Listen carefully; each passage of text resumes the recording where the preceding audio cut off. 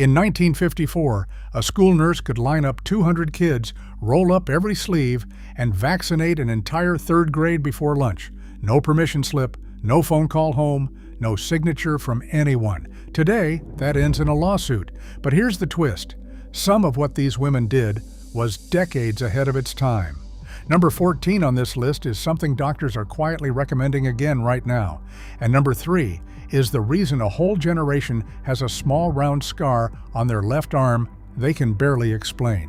These nurses ran the health of an entire town's children out of a supply closet with a metal cabinet and a jar of purple liquid.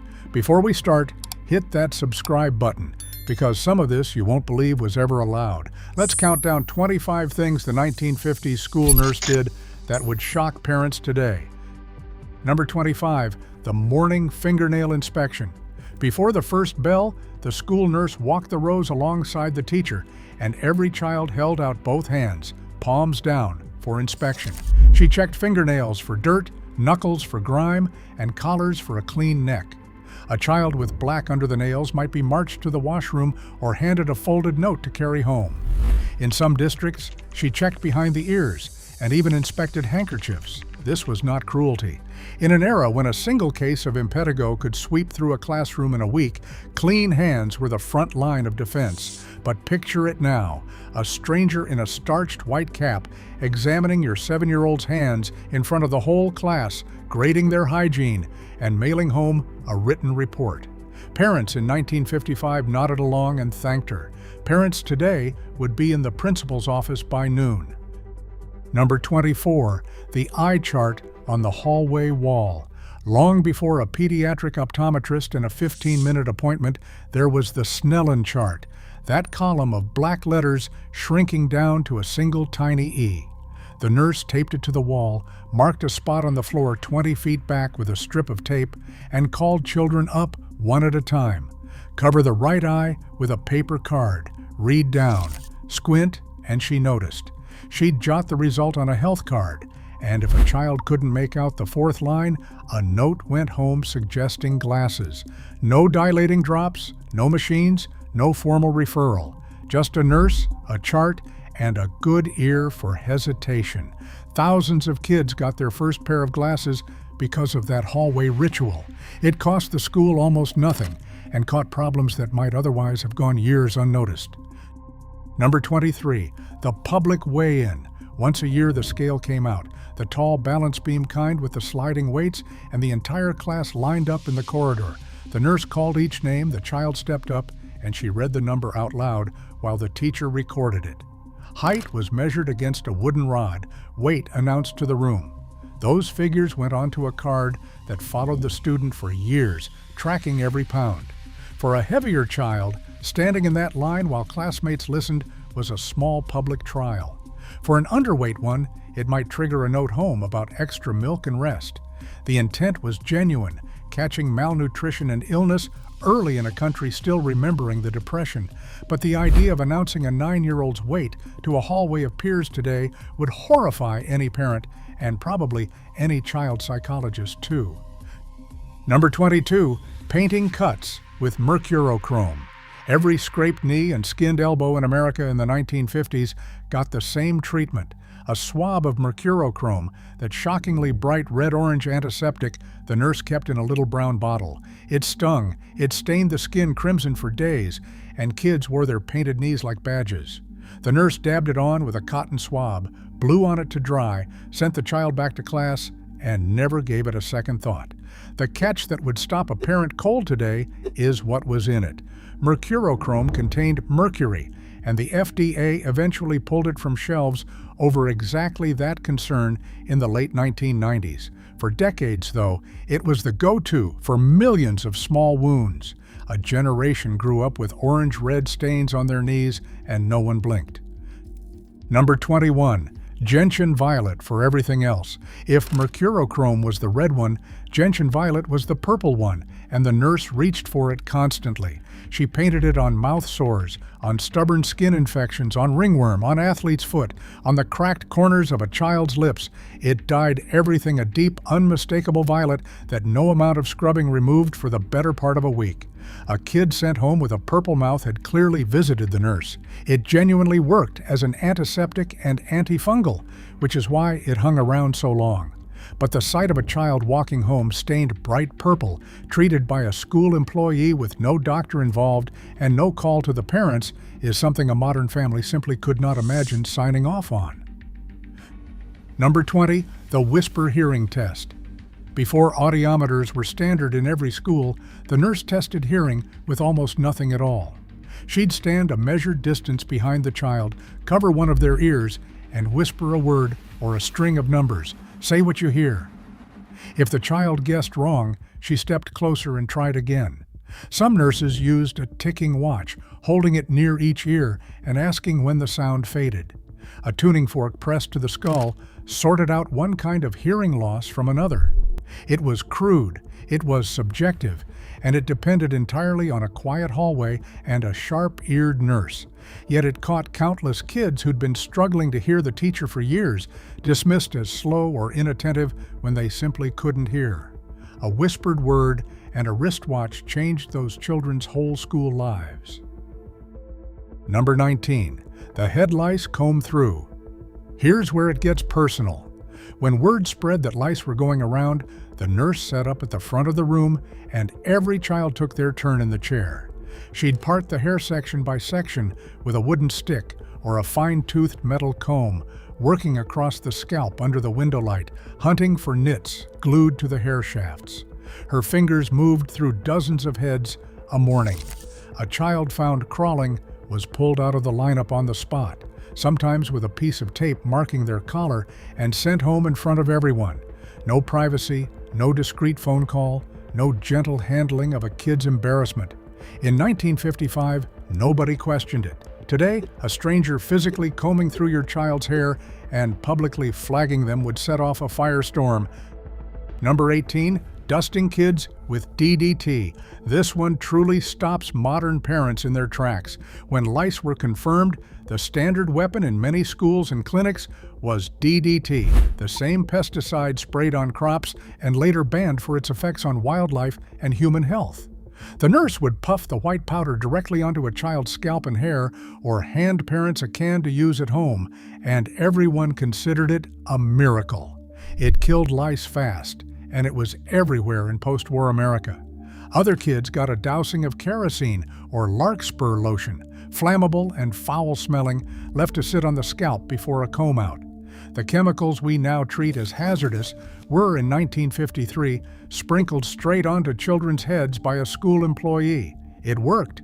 It also would end a nurse's career instantly today. Number 17, hunting ringworm with a purple lamp. When a scaly bald patch showed up on a scalp, the nurse brought out the woods lamp, an ultraviolet light she'd shine on the child's head in a darkened room. Certain fungi glowed an eerie fluorescent green under it, confirming ringworm on the spot. That part was clever and is still used today. What comes next is the shock. In that era, one common treatment for stubborn scalp ringworm was X-ray therapy to make the hair fall out so medicine could reach the skin, a practice that only later revealed serious long-term risks. Children were referred out for radiation to treat a fungal rash. The nurse's glowing purple lamp was the harmless first step. The follow-up was something no parent today would ever permit for a patch of itchy scalp.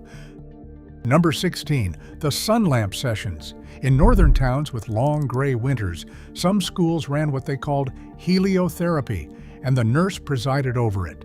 Pale, undernourished-looking children were gathered a few at a time, stripped to shorts, fitted with little goggles, and sat in front of a mercury vapor sun lamp for a timed session of artificial ultraviolet light. The theory was sound for its day, that sunlight built strong bones and fought off the rickets that still lingered from lean years. So the nurse gave kids a controlled dose of UV rays in the health room, a substitute for the sun that damp winters stole. Parents were grateful their frail children were getting toughened up. The idea of a school employee sitting your child under a tanning lamp for their health is one that would horrify any parent and any dermatologist alive today. Number 15, handing out aspirin like candy. The nurse's cabinet held a bottle of aspirin and she dispensed it freely. Headache, cramps, a low fever, sore muscles from gym, and she'd shake a tablet or two into a little paper cup, hand over a sip of water, and send the child back to class. No consent form, no parental phone call, no allergy check beyond asking if the kid felt all right. It was the most ordinary thing in the world. The chilling part, knowing what we know now, is that aspirin in children was later linked to Reyes syndrome, a rare but devastating condition, which is exactly why doctors today warn against giving it to kids at all. For decades, though, it was the school nurse's everyday remedy, handed out from an unlocked cabinet on nothing more than her judgment and a child's word. Number 14, the daily spoon of cod liver oil, first pattern break. Here's the one that's coming back around. Every morning in many schools, the nurse worked down the line with a bottle of cod liver oil and a single spoon, and each child opened up for a dose of the thick, fishy liquid. Kids gagged, pinched their noses, and dreaded it, but she was loading them with vitamin D and vitamin A and omega-3 fatty acids at a time when winter diets were thin and rickets was a real threat. Here's the twist. Modern pediatricians and researchers have circled right back to this, praising vitamin D and fish oil for bone health, immunity, and brain development, the very things that Spoonful delivered. The delivery would appalling today, one spoon shared down a whole classroom. But the instinct behind it? Our grandmothers' nurses were right. We're paying for the same nutrients in gummies now. Number 13, running the milk program. The nurse didn't just treat illness, she managed nutrition. And that meant the mid-morning milk. Half-pint bottles or little cartons arrived, and she made sure every child drank one, watching especially the thin ones and the poor ones who might not get much at home. She'd note who finished and who didn't, sometimes standing over a reluctant kid until the bottle was empty. In some schools, she added a spoon of malted milk powder or arranged extra portions for children flagged as underweight on their health cards. It was hands-on, personal, and a little bit bossy, the nurse deciding what and how much your child would consume during the day. The goal was pure, fighting real childhood hunger. But a school official monitoring and enforcing exactly what your kid drinks and taking notes on it is a level of oversight parents today would find startling. Number 12, screening posture and spines. Second pattern break, and this one surprises people. Once a year, the nurse ran a posture check. Children lined up and she watched them stand, walk, and bend forward at the waist, while she looked down the length of the back for a curve, a raised shoulder, or an uneven hip, the early signs of scoliosis. She'd run a finger along the spine, note anything crooked, and send home a slip recommending a doctor. In gym clothes, in front of the class, evaluated head to toe for how they stood. The screening itself was genuinely valuable, and a version of it still exists in many schools today. What's changed is the setting and the openness of it, a nurse assessing your child's body in a group lineup with no privacy and no appointment, catching curvatures that would otherwise have twisted unnoticed for years. Number 11, checking for flat feet. The nurse also looked down at the feet. Fallen arches were a genuine national concern in an era when men were still being drafted, and flat feet could disqualify you from service, so schools screened early. She'd have children stand barefoot, sometimes on a wet mat that left a print, and study the shape of the arch. A flat print meant a note home about corrective shoes or arch supports, and some kids were sent off to be fitted in special stiff footwear. A few schools even had a fluoroscope, an X-ray shoe-fitting machine borrowed from the local shoe store's showroom, where a child's foot bones glowed on a screen. Radiation to check shoe fit. The nurse's wet footprint version was harmless. The machine down the street, which parents happily used, is one of the great forgotten health hazards of the age. Number 10, giving the tuberculosis skin test. Tuberculosis still killed thousands of Americans a year in the early 1950s, and the school nurse was on the front line. She administered the TB skin test right there in the health room, a tiny injection just under the skin of the forearm, then had children come back 2 days later so she could read the reaction, feeling for a raised bump that signaled exposure. She'd do it to a whole grade in an afternoon, one child after another, marking results on their cards. A positive reaction meant a family got a life-changing phone call and a trip for a chest X-ray. It was public health at its most direct and, frankly, its most effective, catching a deadly disease before it spread. But a nurse injecting your entire child's class without a doctor present or a signed consent form is unthinkable now. Number 9. The mobile X-ray van. Third pattern break. Here's where the past feels almost science fiction. In the fight against tuberculosis, mobile chest X-ray units, whole trucks fitted out with radiography equipment, rolled up to schools and town squares across America, and the nurse organized the lines.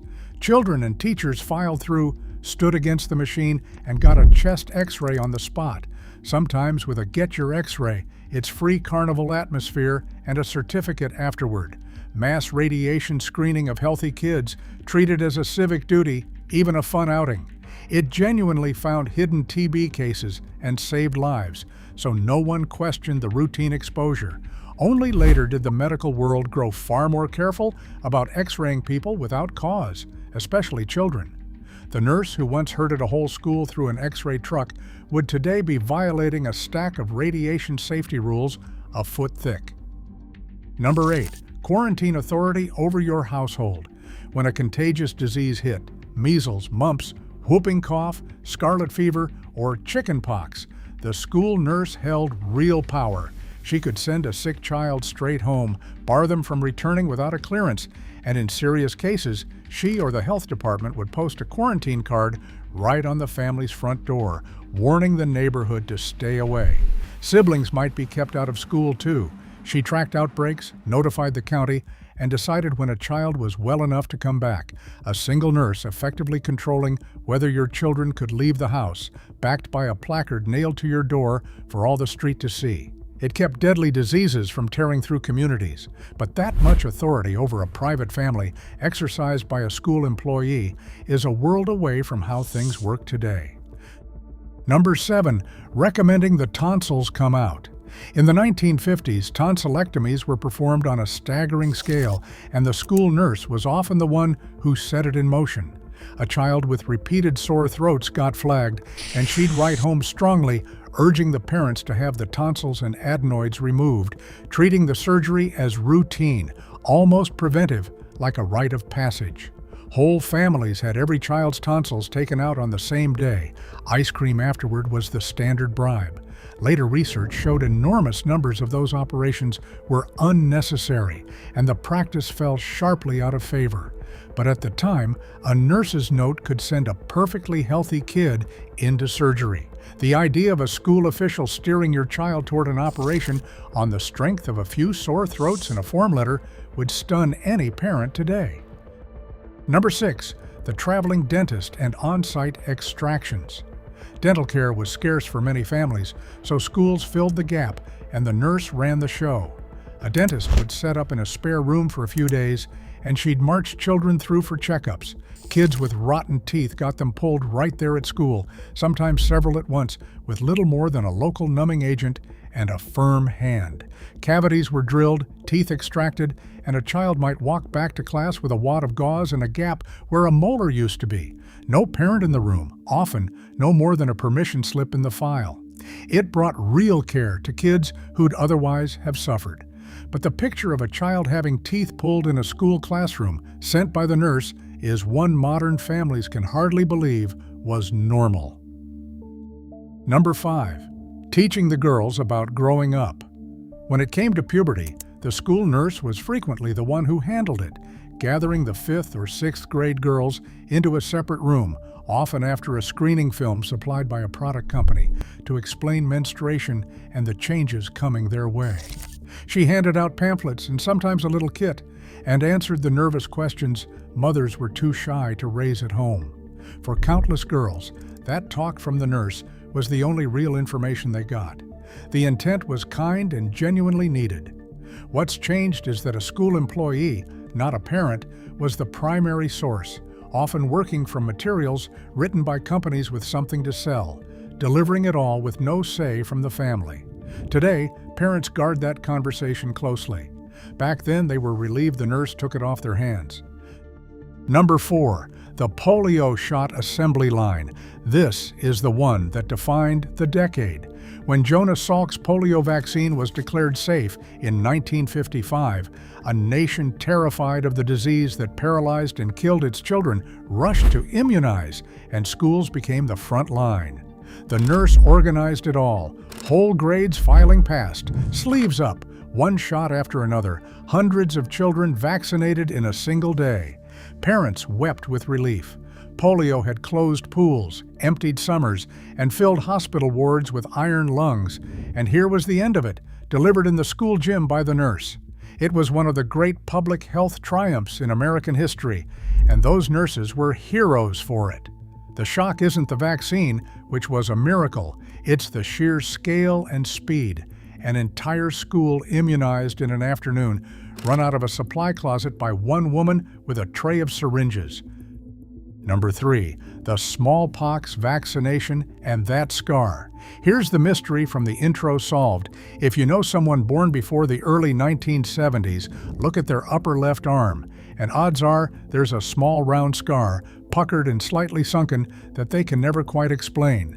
That's the smallpox vaccination, and for decades the school nurse was often the one who gave it. She used a small forked needle to prick the skin several times with the vaccine, leaving a blister that scabbed over and healed into that permanent circular mark, the badge of a whole generation. It was required for school in many places, done in a lineup, no individual appointment. Smallpox was one of the deadliest diseases in human history, and this ended it, eradicated from the entire planet by 1980.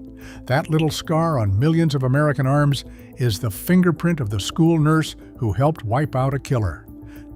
Number 2, the health card that followed you for life. Behind everything the nurse did sat a card, one per child, and it recorded all of it, your weight every year, your height, your vision, your hearing, your vaccinations, every illness, every note home, every flag for glasses or teeth or posture. She kept it in a filing cabinet in the health room, updated it constantly, and it followed a student from grade to grade, a running medical dossier compiled and controlled by the school nurse. Parents rarely saw it. There was no privacy law protecting it, no formal consent for what went in, no way to correct it. Decades of a child's most personal health details, gathered and stored by a school employee with almost no oversight.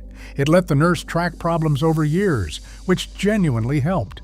But that quiet, unregulated file on every child is something today's privacy protections would never allow to exist. Number 1, she was the whole town's doctor. In the end, the most shocking thing of all is simply how much one woman was trusted to do. For families who could not afford a physician, and there were many, the school nurse was the closest thing their children had to real medical care. She diagnosed, she treated, she medicated, she vaccinated, she screened. She decided who went home and who stayed, who saw a doctor and who did not. She did it out of a small room with a metal cabinet, a scale, a chart on the wall, and a couple of colored bottles, serving hundreds of children on nothing but training, instinct, and nerve. No parent signed off on most of it. No lawyer reviewed a single decision. That level of authority handed to one person over an entire community's children is unimaginable today. And yet, for millions of American kids, she was the reason they grew up healthy at all. So, which of these surprised you the most? The purple-stained mouths, the DDT on their heads, the X-ray truck parked outside, or that little round scar so many of us are still carrying? Drop it in the comments, and if your mother, father, or grandparent still remembers their school nurse, ask them about the spoon of cod liver oil and watch their face. Because these women weren't villains. They were doing everything they knew for kids nobody else would look after. They just did it in a world that hadn't invented the permission slip yet.